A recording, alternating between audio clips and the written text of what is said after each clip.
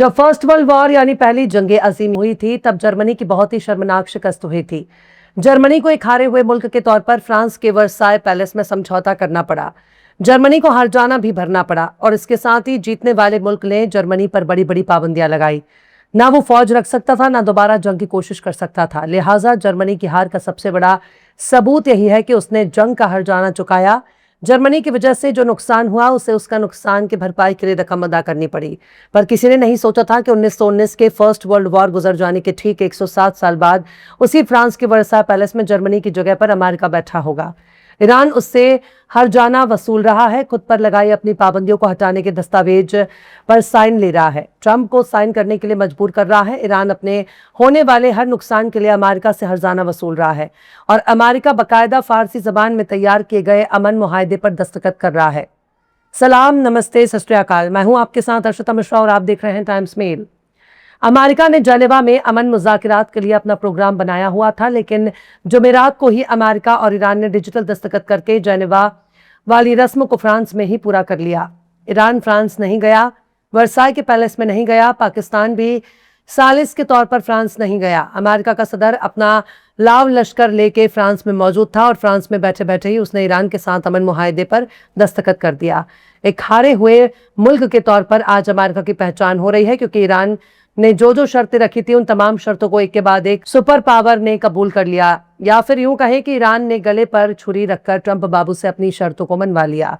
Trump बाबू से अपनी एक एक शर्त पर दस्तखत करवा लिए। ना ईरान अपना बैलिस्टिक मिसाइल प्रोग्राम बंद करने वाला है, ना वो अपना न्यूक्लियर प्रोग्राम बंद करने वाला है, ना हॉर्मुज़ से अपनी दावेदारी खत्म करने वाला है, ना अपने तेल के कारोबार को बंद करने वाला है, ना विदेशी बैंकों में जमा अपने पैसों को छोड़ने वाला है।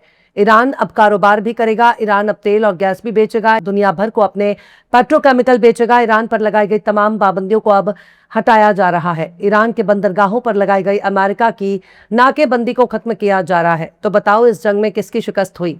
इस जंग में किसकी जीत हुई? इस जंग में कौन गाजी है? इस जंग में कौन फतेयाब हुआ? इस जंग में कौन हर जाना भर रहा है और कौन अपनी पिछली तमाम पाबंदियों को खत्म कर रहा है और कौन पुरानी से पुरानी पाबंदियों से आज़ादी हासिल कर रहा है?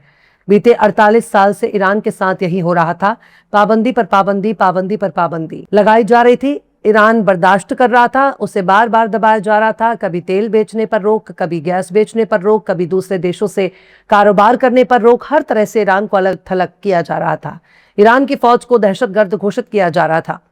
ईरान के नेताओं के खिलाफ कत्ल के फरमान जारी किए जा रहे थे। किसे मालूम था कि 48 साल के बाद जब दुनिया का सुपर पावर ईरान से टकराएगा तो खुद ही चूर चूर हो जाएगा।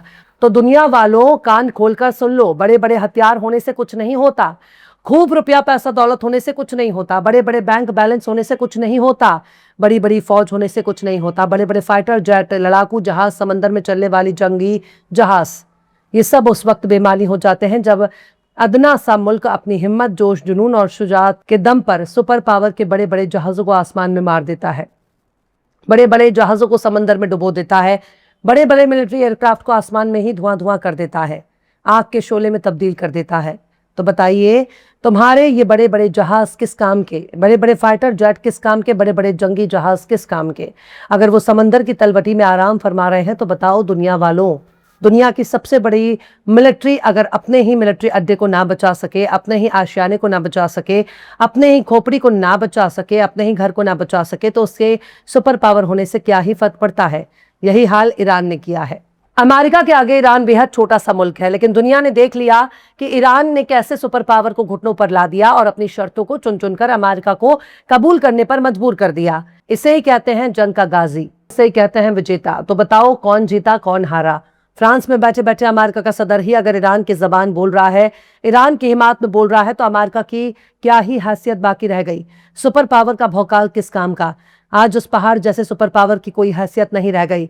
आज उस इजराइल की कोई हैसियत नहीं रह गई जो ईरान के खिलाफ बरसों तक अमेरिका को भड़का रहा था। ट्रंप बाबू पहले ऐसे सदर बने हैं जिन्होंने बेंयामिन नेतन्याहू के झांसे में आकर ईरान पर हमला किया और तारीख की ऐसी शिकस्त का ठप्पा अपने माथे पर लगवा लिया जिसे पहले के किसी भी अमेरिका सदर ने अपने माथे पर नहीं लगवाया था। अमेरिका का सदर अपने प्रेस कॉन्फ्रेंस में कह रहा है कि जब हर कोई मिसाइल रख सकता है तो ईरान क्यों नहीं रख सकता।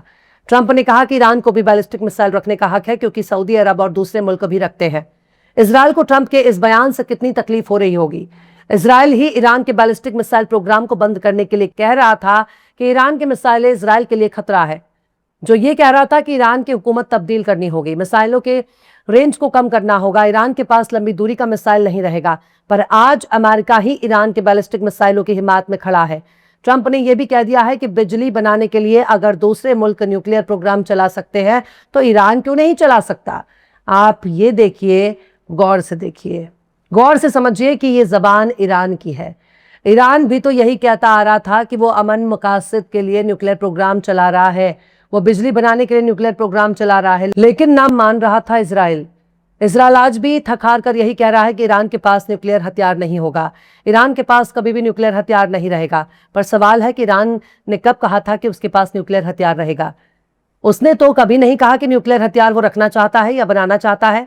फिर भी जबरदस्ती धोखे से उस पर अमेरिका और इजराइल ने हमला किया और आज इजराइल खुद ही अलग थलग पड़ता जा रहा है। आज इजराइल की सुनने वाला कोई नहीं है। बेंजामिन नेतन्याहू को कोई अपने अगल बगल बर्दाश्त नहीं करना चाहता। वैसे भी बेंजामिन नेतन्याहू के चक्कर में फंसकर ट्रंप बाबू ने अपनी इज्जत गंवा दी है। उन्हें मालूम है कि ज्यादा दिन तक अगर वो नेतन्याहू की बात मानते रहेंगे तो नेतन्याहू उनका वजूद ही खत्म कर देगा। इजराइल को बनाया ही इसलिए गया था कि जो काम बड़े बड़े मगरबी मुल्क खुद ना कर सके, जो काम ब्रिटेन ना कर सके, जो काम फ्रांस ना कर सके, जो काम अमेरिका नहीं कर सकता, उस काम को इजराइल के जरिए करवाया जा सकता है। इजराइल मगरबी मुल्कों के पिट्ठू के तौर पर काम करता रहेगा। लेकिन जब इजराइल ने सबको आग दिखाने शुरू किया, इजराइल ने ही अमेरिका को नजरअंदाज करना शुरू कर दिया, तो अमेरिका को भी अब ये समझ में आ रहा है कि वो इजराइल के हाथों की कठपुतली बनते जा रहे हैं। अब हम ये तो नहीं कह सकते कि इजराइल ने डोनाल्ड ट्रंप को ब्लैकमेल किया है या उनकी जासूसी करवाकर उन्हें अपनी बात मनवाने के लिए मजबूर किया, पर इतना तो जरूर है कि ईरान ने अमेरिका को घुटने टेकने के लिए मजबूर किया है। पूरी दुनिया देख रही है कि अमेरिका किस कदर घुटनों पर आ गया है। अमेरिका आज उसी मकाम पर खड़ा है जहां पहली जंगे अजीम यानी फर्स्ट वर्ल्ड वॉर के दौरान हारा हुआ जर्मनी खड़ा था। डोनाल्ड ट्रंप आज उसी वर्साई पैलेस में बैठकर दस्तखत कर रहे हैं जब किसी जमाने में जर्मनी दस्तखत कर रहा था। आज तारिक ने खुद को दोहरा दिया है। अब अगर ईरान पर अमेरिका ने हमले की कोशिश की तो फिर से उसकी हार पक्की मानी जाएगी। किसी जमाने में उसी डोनाल्ड ट्रंप ने कहा था कि ईरान को हथियारों से हराया जा सकता है लेकिन बातचीत में हराया नहीं जा सकता।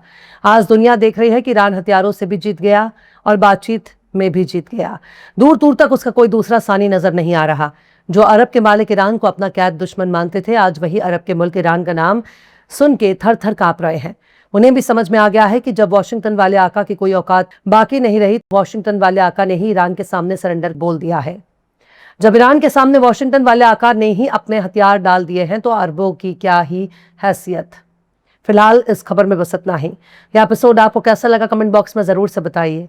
पसंद आए तो लाइक करें, शेयर करें और बेबाक निष्पक्ष स्वतंत्र पत्रकारिता को सपोर्ट करने के लिए हमारे चैनल टाइम्स मेल को जरूर से सब्सक्राइब करें और बेल आइकन की घंटी वाली बटन जरूर से दबा दें ताकि आपको हमारे आने वाले नए वीडियो की नोटिफिकेशन फौरन ही मिल जाए।